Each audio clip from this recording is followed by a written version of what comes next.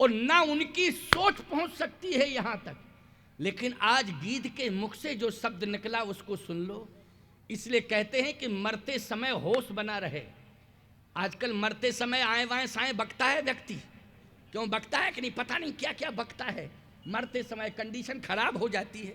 पहली बात तो यह है कि कोई मरना नहीं चाहता, बचने के उपाय सब करते, बचाओ किसी तरह से बचाओ। अरे बचोगे कैसे, अब तो मरोगे ही, बचोगे बचोगे मरोगे ही। लेकिन याद रखना, मरने वाला व्यक्ति अगर प्रसन्न होकर मर रहा है तो निश्चित रूप से वो अपने कर्म से संतुष्ट है। समझ गए हो कि नहीं? वो अपने कर्म से संतुष्ट है। उसने इतने अच्छे कर्म किए हैं कि मरने में भी उसे सुख मिल रहा है। समझ गए हो कि नहीं? तो गीधराज जटायु अपनी मौत से इसलिए संतुष्ट हैं कि वो अपने कर्म से संतुष्ट हैं। समझ गए हो कि नहीं? अपने कर्म से संतुष्ट हैं कि मैंने ऐसा कर्म किया है, अब मरने में मुझे कतई चिंता नहीं है। अब तो मर जाऊं तो ठीक ही है, कोई दिक्कत नहीं, कर्म मैंने ऐसा किया है। हाथ से ऐसा कर्म किया था। बोलो सीता जी की रक्षा की थी कि नहीं की थी? भगवान ने कहा मांग लो मांग लो। गीधराज जटायु ने कहा देखो आप जिद मत करो, वैसे तो मैं मांगा मुगी करता नहीं हूं। यदि आप कह रहे हैं मांग लो तो मैं मांग रहा हूं, लेकिन मांगू तो देना। भगवान बोले दूंगा दूंगा दूंगा। कहे 3 बार कहा आपने, दूंगा दूंगा दूंगा। कहे सावधान हो जाओ। लक्ष्मण जी बोले भैया बहुत जबरदस्त मांग होने वाली है, क्योंकि कह रहा सावधान हो जाओ, और हो सकता है ऐसी मांग मांगे कि गजबई हो जाए। तब कहे अब मांगने तो दो, मांगो क्या चाहिए। कहा गंगा के तट पर केवट को क्या दे के आए हो, पहले ये बताओ। ओ लक्ष्मण जी बोले पिछला रिकॉर्ड खंगाल रहा है ये आपका, बताइए कहां पहुंच गया। मरने जा रहा है लेकिन गंगा का तट याद आ गया और केवट का नाम, क्योंकि केवट को भी देके आए थे कि नहीं आए थे, बताओ भगवान देके आए थे कि नहीं। कहे पहले ये बताओ कि गंगा के तट पर केवट को देके आए थे। हाँ देके तो आया था। क्या देके आए थे ये बताओ। भगवान बोले भक्ति। क्या देके आए थे? कहे भक्ति।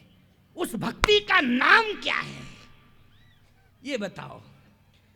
भगवान ने कहा उस भक्ति का नाम है बहुत कीन हट लखन सिए, नहीं कछु केवट ले और विदा कीन करुणायतन भगति विमल बर दे। मैं विमल भक्ति दे करके आया हूं। कहा सरकार आपने केवट को विमल भक्ति दी, हाँ अब आप मुझे भी देना चाहते हैं, हाँ तो क्या मांग रहे हो? कहा भक्ति मांग रहा हूं। ठीक है मैं भक्ति दे रहा हूं, लेकिन मेरी भक्ति अलग है। जो भक्ति मैं मांगू वही भक्ति आप मुझे दो। भगवान ने कहा दूंगा दूंगा। कौन सी भक्ति? कहा मुझे अविरल भक्ति चाहिए। कौन सी भक्ति? अविरल भक्ति। कथा समझ में आ रही है ना? हाँ तभी तो बैठे हो। नहीं आज के जमाने में कोई किसी की सुनना नहीं चाहता। आज का जमाना ही खराब हो गया ना, कोई किसी की सुनना नहीं चाहता। लेकिन दुनिया का जमाना खराब हो गया हो, छत्तीसगढ़ में जमाना बहुत अच्छा है कि संत महात्माओं की बात सुनते हैं। बोलो सुनते हैं कि नहीं सुनते हैं? और संतों की बात सुनते रहेंगे तो निश्चित है कि माँ बाप की बात भी सुनते रहेंगे। रिकॉर्ड बना रहेगा, दुरुस्त बिगड़ेगा नहीं। इसलिए आओ अविरल भक्ति। ओहो भगवान ने कहा अविरल भक्ति, हाँ अगर देना है तो। भगवान बोले वचन दे चुका हूं, अगर आप वचन दे चुके हो तो अविरल भक्ति मुझे दो। लक्ष्मण जी बोले अविरल है क्या? अविरल है क्या? विमल का अर्थ तो समझ में आ गया था कि विमल मानी होता है निर्मल। विमल मानी निर्मल होत, हाँ विमल मानी साफ, सीधी सी बात साफ। एक वो चला है पाउडर विमल, बोले वो कपड़ा साफ करता है।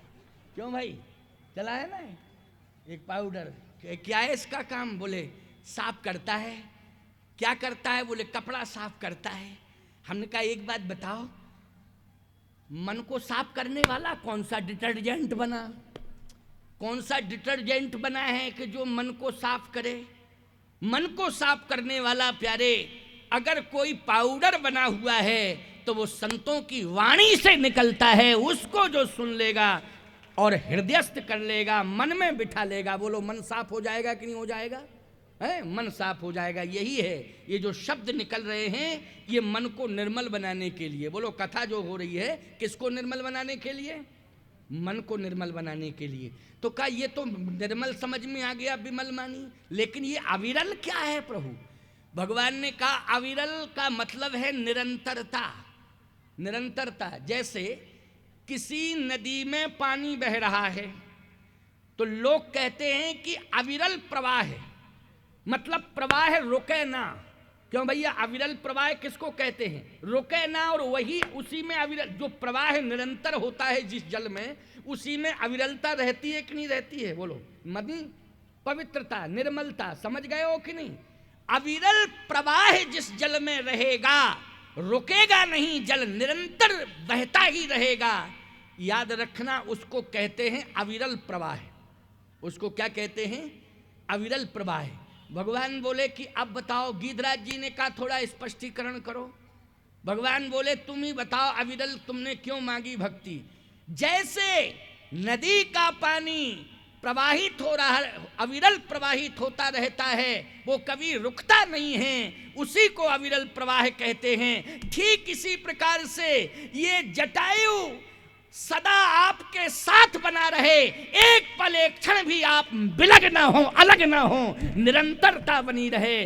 गीधराज जटायु सदा आपके साथ बना रहे, एक पल एक क्षण के लिए भी अलग ना हो, ऐसी भक्ति दो। लक्ष्मण जी बोले भैया कहाँ कहाँ ले जाओगे इनको? ये तो एक क्षण अलग नहीं रहना चाहते हैं, समझ गए हो कि नहीं? एक पल एक क्षण भी अलग नहीं रहना चाहते हैं। अब आप कहाँ कहाँ इनको साथ में ले जाओगे? आप लंका जा रहे हैं, लंका भी आपके साथ चलेंगे। आप वापस अयोध्या जाओगे, अयोध्या में भी साथ में रहेंगे। और फिर आप पिता बना रहे हो तो इनको सिंहासन पे भी बैठालना पड़ेगा, तो कैसे लगेंगे पिताजी? क्योंकि चोंच लंबी लंबी पंखे। भगवान बोले सुनो लक्ष्मण, तुम नहीं समझ पाओगे, जैसा गीधराज जी महाराज मांग रहे हैं, इनके कर्म इतने अच्छे हैं कि मैं देकर के एहसान नहीं कर रहा हूं उन पर। जल भरी देते समय, अविरल भक्ति देते समय स्थिति क्या हो गई राम की? जल भरी नयन अरे कहत रघुराई,